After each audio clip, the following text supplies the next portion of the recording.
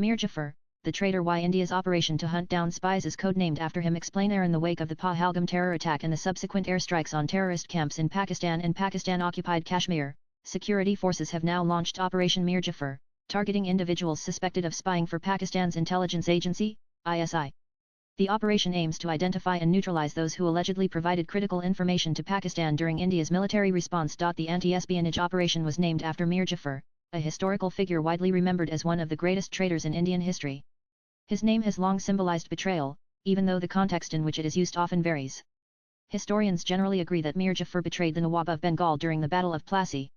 In modern times, his name is more commonly used as a metaphor for political treachery than as a direct reference to the historical event. Nanan in 1756, when the 23-year-old Siraj-ud-Daulah ascended to power, his military commander and relative, Mir Jafar, began to feel increasingly marginalized.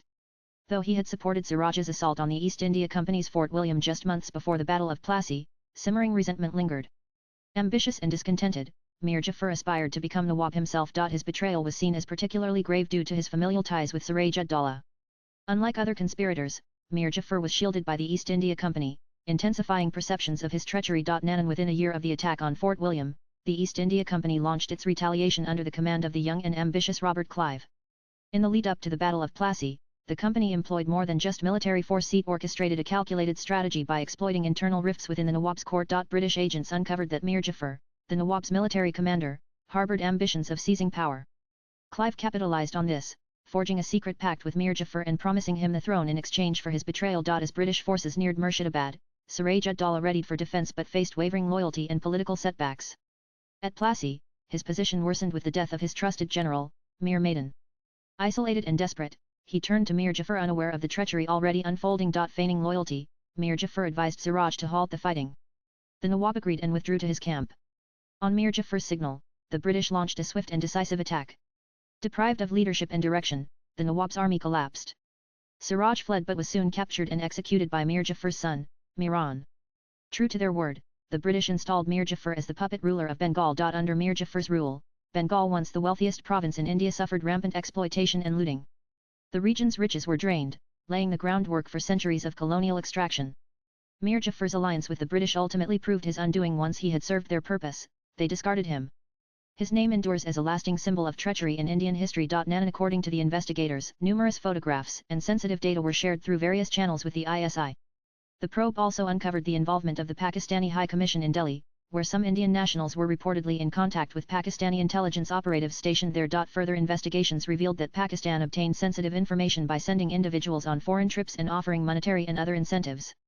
Electronic surveillance showed that significant data was transmitted to Pakistan through Indian mobile phones and other digital channels.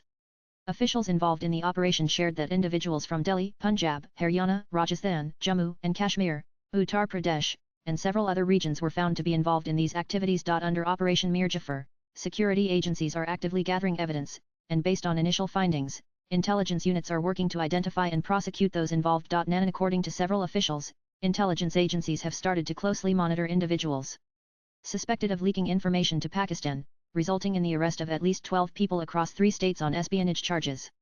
The arrests include 4 in Haryana, 6 in Punjab, and 1 in Uttar Pradesh. Among those detained is Jyoti Malhotra, a YouTuber with thousands of followers, apprehended by the Haryana police in Hisar.